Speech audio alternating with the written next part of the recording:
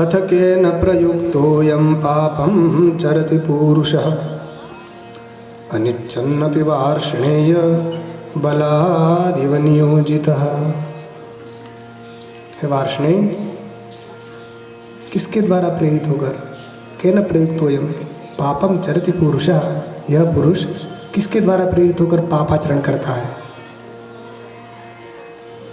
कि इच्छा हो तब तो ठीक है, बिना इच्छा के भी कई बार पाप करना पड़ता है। अनिच्छन्नपि,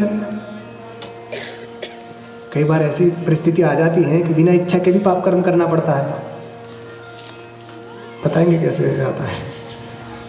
तो कि बलादेव नियोजिता, बलपूर्वक किसी ने लगाया हो, इस प्रकार पाप करना पड़ता है। जैसे किसी का मालिक है और वो उस नौकर को कुछ आदेश दे कि ऐसा करो सेवक को, तो सेवक को पता है कि ये बात गलत है, मगर मालिक का आदेश है तो करना पड़ेगा ना। ऑफिसों में एक बड़े ऑफिसर होते हैं, उसके नीचे दूसरे ऑफिसर होते हैं और उसके नीचे काम करने वाले अलग अलग पोस्ट रहती हैं। तो बड़े ऑफिसर का जो आदेश आ जाए कि इसको कर दो ओके, तो करना पड़ता है ना, इसको पास कर दो। यद्यपि वो जानता है कि भैया उसकी जो रीट आई है वो सही है और ये जो गलत है, मगर ऊपर से आदेश आ गया कि नहीं इसको करो, तो उसको करना पड़ता है। अनिच्छन अपि, बिना इच्छा के पाप तो हुआ ना। अन्याय करना बड़ा पाप है। जो योग्य है उसको उसको न्याय नहीं देना और जो अयोग्य है उसको प्रश्रय देना, ये पाप है। तो करना ही पड़ता है हर व्यक्ति को ऐसा। अपने से बड़े की बात माननी पड़ती है, वरना नौकरी से निकाल दिए जाएंगे। पुलिस विभाग में और सब विभाग में होता ही है ना ऐसा। कोई अपराधी है फिर ऊपर से आदेश आ जाता है कि छोड़ो, भले उसने अपनी आंखों से देखा हो कि इसने अपराध किया है, मगर आदेश आ गया छोड़ो, छोड़ना ही पड़ेगा, कहाँ जाओगे। तो अनिच्छा से भी कई प्रकार के पाप हो जाते हैं। तो यहाँ पर अर्जुन ने कहा कि किसके द्वारा प्रेरित होकर यह पुरुष पाप कर्म में लग जाता है बिना इच्छा के भी, कि जिस प्रकार राजा, अच्छा जैसे राजा अपने सैनिक को या किसी व्यक्ति को, दास को कोई आदेश दे तो उसको पालन करना ही पड़ता है, भले सही हो या गलत हो। राजा की आज्ञा हो गई, करना ही पड़ेगा। तो ऐसा ही प्रश्न उपनिषद में भी आता है, केनोपनिषद में, केने शितम पतति प्रेषितम मनः, केने शितम आता है ना वो, केन प्राण प्रथम प्रेति युक्तः, केने शिताम वाच इमाम वदंती चक्षुश्रोत्रम कौ देवो युनक्ति। कौन वो देव है, किसके द्वारा ये प्राण चलता है, किसके द्वारा आँख देखती है, किसके द्वारा घ्राण सूंघती है, किसके द्वारा ये सारी क्रियाएं होती हैं। तो उसका उत्तर दिया, श्रोत्रस्य श्रोत्रम मनसो मनो यत् वाचो हो वाचम सौ प्राणस्य प्राणः चक्षुष चक्षुरतिमुच्च धीरः प्रत्यस्माद् लोकादमृता भवन्ति। वो श्रोत्र का श्रोत्र है, चक्षु का चक्षु है, प्राण का प्राण है, मन का मन है, उसको जानकर मनुष्य मुक्त हो जाता है। तो वहाँ तो आत्मा की सीधी सीधी बात कही है, क्योंकि सबका मूल तो आत्मा ही है ना। किंतु यहाँ पर थोड़ी अलग प्रक्रिया भगवान बता रहे हैं, उस प्रक्रिया से थोड़ा उसका भी मूल बता रहे हैं, क्योंकि आत्मा बिल्कुल शुद्ध बुद्ध मुक्त है। किंतु यहाँ पर भगवान अर्जुन का प्रश्न का उत्तर देते हैं। यहाँ अर्जुन ने भगवान को विशेषण दिया वार्ष्णेय। अथ केन प्रयुक्तोऽयं पापं चरति पुरुषः अनिच्छन् भी वार्ष्णेय। हे वार्ष्णेय, वार्ष्णेय का मतलब क्या होता है? वार्ष्णेय मतलब श्री कृष्ण। तो इसका सरल अर्थ तो ये है कि वृष्णि वंश में जो उत्पन्न हुए हैं, इसलिए भगवान को वार्ष्णेय कहा जाता है। यादव में कई वंश थे, कई वो थे, जैसे भोज है और अंधक, भोज, मधु और रावण, ये सब अलग अलग वंश थे ना इनके। उसमें भी एक वृष्णि वंश था। मधु वंश के कारण भी माधव नाम पड़ा, ऐसा भी एक जगह था। वृष्णि वाले सब वार्ष्णेय कहलाते थे। और अंधक, भोजवंशी, ये कंस भोजवंशी था। तो ऐसे उसमें बहुत सारे विभाग थे यादव में। तो भगवान विष्णु वंश में थे, इसलिए कहा कि भैया आप ब्रह्म विद्या का वर्षण करने वाले हैं, इसलिए मेरे भी इस अज्ञान को दूर कीजिए, हे वार्ष्णेय। जब अर्जुन ने इस प्रकार पूछा तो भगवान ने कहा, अच्छा सुनो। भगवान ने उसका कारण बताया कि बिना इच्छा के भी मनुष्य पाप कर्म क्यों करता है? भगवान ने कहा काम एष क्रोध एष रजो गुण समुद्भवः महाशनो महापाप्मा विद्येनमिह वैरिणम्। ये काम जो है वही क्रोध भी है। काम एष क्रोध एष रजोगुण समुद्भवः, ये रजोगुण से उत्पन्न हुए हैं दोनों, काम और क्रोध। ये महाशनः, खूब खाने वाले हैं। महापाप्मा, बड़े पापी हैं। तो खूब खाता हो लगने को ज़्यादातर पापी होता है।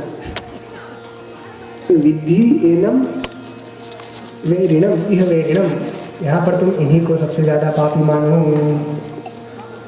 काम, ये जो काम है ना, इच्छा, यही मनुष्य को मारती है। आप समझिए, यदि काम ना हो तो बचा क्या संसार में? कामना ही तो मनुष्य को यहाँ वहाँ भटकाती है। एक शेर है, वो अपनी गुफा में सो रहा है आराम से। उसको किसी का भय है, मगर जब उसके मन में काम भूख की इच्छा होती है, भूख लगती है जब उसको, तो शिकार करने के लिए उसको बाहर आना पड़ता है। बाहर आकर वो हिरण को मारता है और उसी समय कोई शिकारी आकर शेर को मार देता है। तो कामना ही मनुष्य को कामना ही मरने का भी कारण बनती है और मारने का भी कारण बनती है। शेर को खाने की इच्छा नहीं होती तो हिरण को नहीं मारता, और वो उसकी मन में इच्छा नहीं होती तो बाहर ही नहीं आता। जब बाहर ही नहीं आता तो वो भी नहीं मरता। बाहर आया तभी तो मरा। गुफा के अंदर आके कौन शिकारी उसको मारेगा? तो कामना ही मारती भी है, मरवाती भी है। तो ये काम, यही सबसे बड़ा शत्रु है। विद्येनम इह वैरिणम, काम।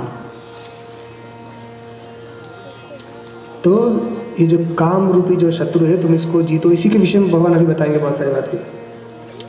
तो मूल रूप से इच्छा है, मुझे ये मिल जाए, इस प्रकार की जो इच्छा है वही काम है। काम के बहुत सारे रूप हैं। यहाँ तक कह दिया गया है कि जो जो भी क्रिया होती सब सब कामना से, काम की ही चेष्टा है। यद्यधि कुरुते जंतु तत्तत् कामस्य चेष्टितम। मनुष्य की जो चेष्टा है सब काम की ही चेष्टा है। बिना इच्छा के, बिना काम के कोई प्रवृत्ति नहीं होती। जानाति इच्छति अथ करोति, ये एक सिद्धांत है। मनुष्य सबसे पहले किसी चीज़ को जानता है, फिर जानता है तब उसके मन में इच्छा होती है, फिर इच्छा होती है, फिर उसकी क्रिया होती है।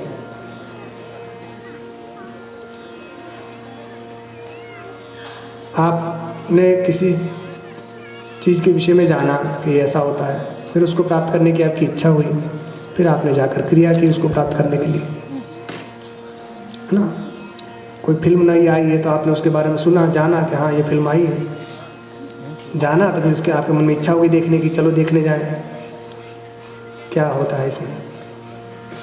इच्छा हो गई तो फिर आप उसकी टिकट खरीद के सिनेमा हॉल में जाएंगे, क्रिया करेंगे ना, फिर वहाँ जाकर देखेंगे। क्रिया पहले जानता है, इसको पता ही नहीं कि फिल्म होती है ये चीज़, उसके मन में इच्छा होगी। जैसे कोई फिल्म आती है तो बड़ा हल्ला मचता है ना कई बार, तो कुछ लोग तो जानबूझ के हल्ला मचवाते हैं कि ताकि उनकी पिक्चर वो हो जाए। तो आपको पता ही नहीं है कि ऐसी फिल्म होती है, तो उसको तो उसकी इच्छा कहाँ से होगी देखने की? तो जानेगा ही नहीं तो उसकी इच्छा ही नहीं होगी, इच्छा ही नहीं होगी तो क्रिया ही नहीं होगी। तो सबका मूल है जानना। तो संसार के इसी तरह आपको विपरीत में कर लीजिए। जानना हो तो परमात्मा को जानो, इच्छा करो तो उनकी प्राप्ति की इच्छा करो, और कर्म करना हो तो उन्हीं की प्राप्ति के लिए कर्म करो, तो कल्याणकारी। अगर मनुष्य क्या करता है, संसार के पदार्थों को जानता है। हम किसी पदार्थ को जानते हैं, फिर हमारी इच्छा होती है उसके गुण देखकर कि हाँ ये इतना सुंदर है, तो हम उससे फिर अपना संबंध जोड़ना चाहते हैं। जाना, फिर हमें वो अच्छा लगा तो हमने उसके साथ संबंध जोड़ा, फिर उसके बाद धीरे धीरे वही आसक्ति का रूप ले लेता है। राग हो जाता है उसमें, और वही राग जब प्रगाढ़ हो जाता है तब वो आसक्ति हो गई। तो हम इसको उल्टा कर दें, परमात्मा की ओर कर दें। जानना है तो परमात्मा को जाने, रिश्ता जोड़ना हो तो परमात्मा से जोड़ें, राग करना हो तो परमात्मा से करें, और आसक्त भी होना है तो परमात्मा की ओर हो, परमात्मा से हमारी आसक्ति हो। तो परमात्मा में आसक्ति होना ही भक्ति है। भक्ति, परमात्मा में आसक्ति हो जाए, इसी को भक्ति कहते हैं। आसक्ति उसे कहते हैं कि जिसके बिना व्यक्ति रह नहीं सकता, है ना। कई व्यक्ति होते हैं, उनको कुछ पदार्थ के बिना कि हम इसके बिना तो रह ही नहीं सकते, ऐसी परमात्मा के बिना हम रह ही ना सकें, वही भगवान की भक्ति है। तो वो जानने से आती है, उनको जानो, फिर उनकी इच्छा होगी, फिर क्रिया होगी। सत्संग में जाएंगे, सत्संग में क्यों, क्या होता है? यही तो होता है कि भगवान के महात्म्य का वर्णन होता है। सताम प्रसंगाद मम वीर्य संविदो भवन्ति हृत्कर्ण रसायना कथा तज्जोषणादाश्वपवर्ग वर्तमनि श्रद्धा रतिर भक्तिरनुक्रमिष्यति। सत्संग में जाने से ये लाभ होता है कि धीरे धीरे धीरे धीरे उनकी सज्जनों के संग से वो सज्जन महात्मा लोग आपको भगवान के चरित्र का वर्णन करेंगे, उनके महात्म्य सुनाएंगे, भगवान का पराक्रम का वर्णन करेंगे, तो वो आपके कर्ण को और आपके हृदय को भी आनंद पहुंचाएंगे। और उसी का क्रम चलता रहा तो धीरे धीरे धीरे धीरे वही आपकी श्रद्धा में परिणत हो जाएगा, श्रद्धा आपकी रति बन जाएगी, और वही रति फिर अंत में भक्ति में परिणत हो जाएगी। तो काम, ये काम बड़ा शत्रु है, तो इसको मोड़ना पड़ेगा आपको। काम को नष्ट करना मनुष्य के लिए संभव लगभग नहीं है ना। ये काम अनंग है, अंग रहित होकर सब में व्याप्त रहता है। ब्रह्मा जी जैसे जो हैं, है ना, शिव जी के ऊपर भी चढ़ बैठा था, शिव जी को भी परेशान कर दिया इसने बाण मार के। हालांकि वो तो सब लीला थी भगवान की, भगवान शंकर को क्या कोई करेगा, मगर फिर भी दृष्टांत रूप में तो केवल बताते हैं कि उनको भी बाण मार दिया इन्हें। तो बिना काम का संसार हो ही नहीं सकता। संसार जो है, सृष्टि बिना काम के नहीं हो सकती। ब्रह्मा जी के मन में भी संकल्प होता है, उसके अनुसार फिर इच्छा होती है, फिर संकल्प होता है। जब इच्छा ही नहीं होगी संकल्प क्यों होगा? इच्छा ही संकल्प करवाती है, संकल्प से फिर सृष्टि होती है। इसलिए काम की ही सारा संसार है। तो एक तो हो गया समष्टि काम, और एक होता है व्यष्टि काम। व्यष्टि काम मतलब छोटी छोटी इच्छाएं हमारी, हमें ये मिल जाए, हमें वो मिल जाए, हमें वो मिल जाए, धन मिल जाए, गाड़ी बंगला, हर मनुष्य की इच्छाएं रहती है। जो परीक्षा में पास होना चाहता है उसको हमें अच्छे नंबर मिल जाए, या जिसके पास कपड़ा नहीं हो चाहेगा कपड़ा मिल जाए, ये सब काम का ही रूप है। विवाह हो जाए, संतान हो जाए, नाती पोते हो जाए, जितनी भी इच्छाएं हैं सबके सब काम का ही रूप है। और इसको हम छोड़ नहीं सकते। इसको छोड़ दोगे तब जियोगे नहीं, है ना। कि भगवान तो कहते हैं कि जो जिसके सारे काम नष्ट हो जाते हैं, सारी इच्छा नष्ट हो जाती है, तो ब्रह्मीभूत हो जाता है, यही ब्रह्म को प्राप्त कर लेता है। तो क्या किया जाए फिर?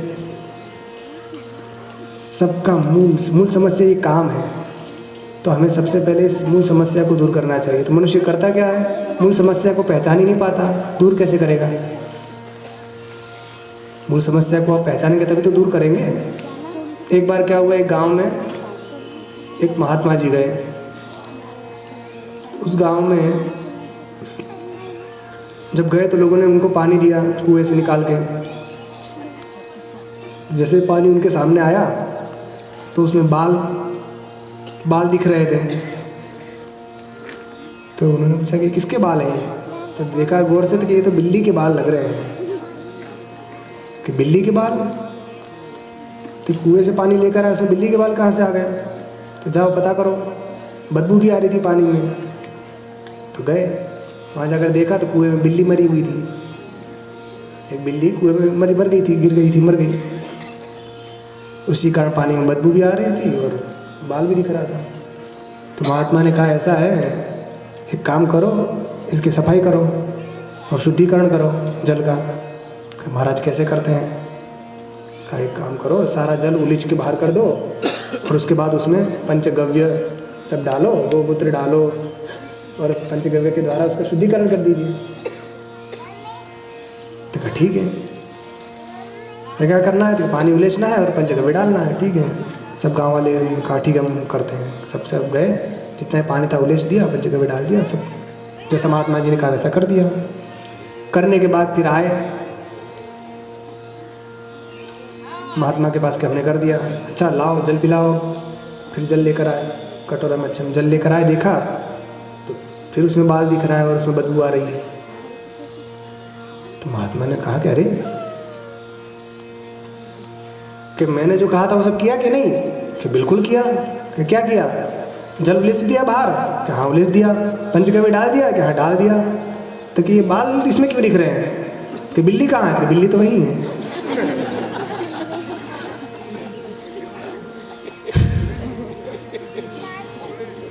बिल्ली निकालने के लिए नहीं कहा था, बिल्ली तो कुआं में ही थी। तो मूल समस्या जो होती है उसको दूर करना चाहिए। तो मूल समस्या तो बिल्ली थी मरी हुई, तो उस बिल्ली को दूर करना था ना। तो बिल्ली को दूर किया नहीं और पंचगव्य डाल दिया, क्या मतलब रहा? तो सबका मूल जो है वह है कामना। तो हम इस कामना को दूर नहीं करते हैं और यहाँ वहाँ अपने मन को भटकाते रहते हैं।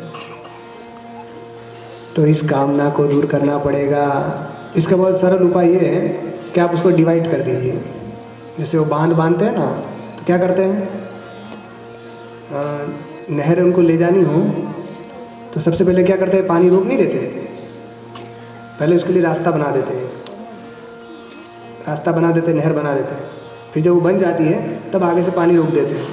तो जब पानी रोकते हैं तो वो जो पानी जो है जहाँ जगह है वहाँ से निकल जाता है। पहले ही पानी रोक दे तो क्या होगा, पानी इधर उधर बिखर जाएगा। उसके लिए भी एक रास्ता चाहिए। एक रास्ता बना देंगे तो पानी फिर वहाँ से जाएगा और वो फिर लोक हित में उसका उपयोग होगा। नहरों के द्वारा फिर फसलों में सब जगह जाएगा। और ऐसे ही आपने रोक दिया तो फिर वो और गाँव की ओर जाएगा और नुकसान करेगा। इसलिए काम वासनाएं भी ऐसी हैं कि उसको एकदम रोकना वो खुद को ही परेशान करने लायक जैसा है। इसलिए उसको मोड़ देना चाहिए। कैसे मोड़े? आप एक बात समझिए कि एक महात्मा थे, वे कहीं जा रहे थे शिष्यों के सहित। तो उन्होंने रास्ते में देखा कि एक व्यक्ति एक वेश्या पर बहुत ज़्यादा आसक्त था। वो बहुत ही सुंदरी थी, तो उसके बिना वो रह नहीं सकता था। इतना ज़्यादा आसक्त था कि उसका चेहरा देखे बिना उसको चैन ही नहीं पड़ता था। उसके बिना वो एक क्षण भी नहीं रह सकता था। क्या करें? तो जब वो कहीं बाहर आती जाती तो वो उसके चेहरे को देखता रहे बस। जैसे चकोर को भी उसने फेल कर दिया हो माने। चकोर नाम का एक पक्षी रहता है, वो चंदा को देखता रहता है, इसने तो उसको भी फेल कर दिया। बिल्कुल उसके चेहरे से नज़र नहीं हटनी चाहिए मेरी। पलक झपके तो वो पलक को ऐसे पकड़ा रहे, पलक कहीं ना झपक जाए। इतना आसक्त। और जब वो कहीं जाए तो वो भी उसके आगे आगे जाए। आगे आगे कैसे जाए? उल्टे पैर, उसको देखता हुए। मतलब वो ऐसे चल रही है तो वो भी चल रहा है, मगर वैसे उल्टे पैर चल रहा है। तो उसका चेहरा, उसका सुंदर जो है उस चंद्रवदनी का चंद्रवदन मुख जो है वो मेरी आंखों से ओझल ना हो जाए। इतना दीवाना उसका। एक क्षण के लिए उसको दूर। एक इसी प्रकार एक बार जा रहा था तो एक महात्मा ने देखा कि कौन है, क्या किसी से पूछा तो कह रहे महाराज ये तो ऐसे ही पागल है, इसके पीछे ऐसा दीवाना है कि इसको देखे बिना चैन नहीं पड़ता है। तो उल्टा उल्टा जा रहा है। छाता भी उसको कहीं धूप ना लग जाए तो उसको छाता पकड़ के उसके उल्टे उल्टे ऐसे ऐसे चल रहा है पीछे पीछे। तो महात्मा को दया आई। उन्होंने कहा कि ये व्यक्ति यदि परमात्मा की ओर उन्मुख हो जाता तो कितना अच्छा होता। तो एक उसके जो पिता थे उस लड़के के, उसके पिता ने बहुत समझाया उसको कि बेटा तू सुधर जा, मगर कहाँ सुधरने देता है। नहीं माना। उसकी प्रतिष्ठा बड़ी, गांव में प्रतिष्ठित व्यक्ति था वो उसका पिता, मगर पुत्र के कारनामों से वो बदनाम हो रहा था। तो महात्मा के पास गया कि महाराज इनको ठीक करिए। महात्मा जी का ठीक है। हम उसका उपाय करते हैं। तो जो उसको बुलाया कि जाओ उनको बुलाओ, तो जैसे उसको पता चला कि महात्मा ने बुलाया तो वो तो घबरा गया पहले कि नहीं जाएंगे।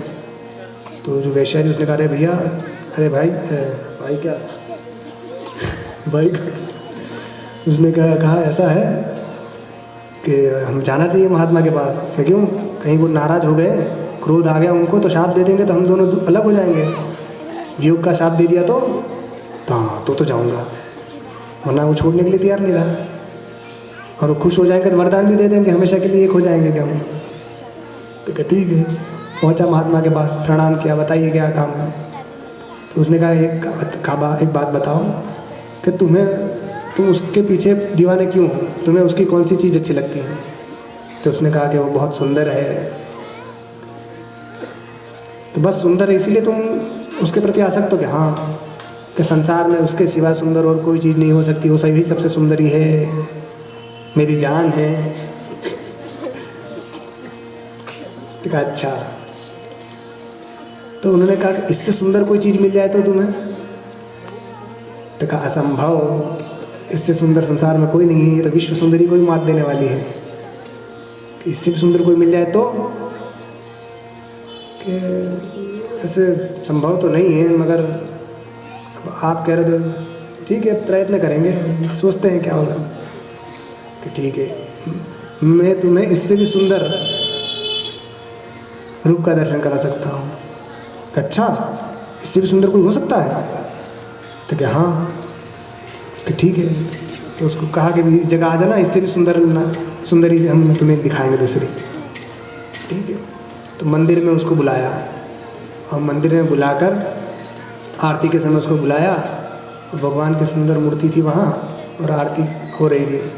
अब वो आ नहीं रहा था वो, कि नहीं जाएंगे हम मंदिर में। तो फिर उसकी वेश्या उसको कहा, वेश्या के कहा कि तुम आओ तभी आएगा। तो उसको धन दिया कि तुम मंदिर में आओ, तब उसको धन लेकर वो आई। वेश्या को तो धन चाहिए ना, उसको क्या किसी से लेना देना। तो वो आई मंदिर में। अब वो आई तो वो सीधी आई मंदिर की, और सीधी जाए, और ये उल्टा पैर जाए मंदिर को। और उससे कहा कि खड़े हो जा। तो मंदिर में भगवान के सामने खड़ी हो गई वो। तो वो उल्टा खड़ा हुआ भगवान, पीठ दिखाकर, क्योंकि उसको ये भगवान है इसके लिए। तो वो जब वेश्या भगवान के सामने हाथ जोड़ खड़ी होगी ऐसे देख के, तो वो तो इसको मुँह देखना है ना उसको। तो उसको देख रहा, भगवान को देखे ही नहीं। तो इशारा किया उन्होंने वेश्या को कि तुम भगवान की ओर पीठ कर लो, ताकि इसका मुंह भगवान की ओर हो जाए। तो वो भगवान की ओर पीठ करके खड़ी हो गई। तो ये भी भी सीधा तो खड़ा हुआ, मगर भगवान की ओर देखे नहीं, मूर्ति की ओर देखे नहीं, तो उसी को देखे। तब महात्मा को दया आई कि अरे भैया, ये तो बड़ा भारी दीवाना है, इसको क्या किया जाए। भगवान से प्रार्थना की कि आप या कुछ उपाय कीजिए। तो अचानक उसके पैरों में जोरों की खुजली आई उस वेश्या के। तो तुरंत झुकी खुजालने के लिए। जैसे नीचे झुकी, तो वैसे ही उसकी दृष्टि फटाक से भगवान की जो मूर्ति थी उनके चरण कमलों में उसकी दृष्टि पड़ी। तो जैसे ही चरण कमलों में दृष्टि पड़ी, तो भगवान ने अपने दिव्य सौंदर्य को वहाँ प्रकट कर दिया। तो भगवान का जब सौंदर्य प्रकट हो, फिर ये वेश्या क्या लगती हैं? तो जैसे ही उसकी दृष्टि वहाँ पड़ी और भगवान ने अपने दिव्य सौंदर्य इसको दिखाया था, उनको एक पलक, बिना पलक झुका देखता ही रहा, एक टक देखता रहा। और परिणाम ये हुआ कि वेश्या कहाँ से आई, कहाँ गई, सब भूल गया, और अंत में भगवान का भक्त हो गया। ये सत्य घटना है। ये संभवतः दक्षिण भारत में रामानुज जी से संबंधित ये घटना बताई जाती है कि उनका एक शिष्य ऐसा था, धनुर्दास उसका नाम हुआ फिर बाद में। ऐसा अखंडानंद जी की पुस्तक में हमने कहीं पढ़ा है। तो मूल बात यह है कि वो काम जो है वो नष्ट होना बड़ा कठिन है, उसको आप मोड़ सकते हैं। संसार की ओर मोड़ने की अपेक्षा आप उसको जब परमात्मा की ओर मोड़ देंगे, तो वही काम जो पहले बंधन में डालने वाला था, वही आपको मुक्ति पथ का अनुगामी बता देगा, आपको आपके लिए मोक्ष का मार्ग प्रशस्त कर देगा।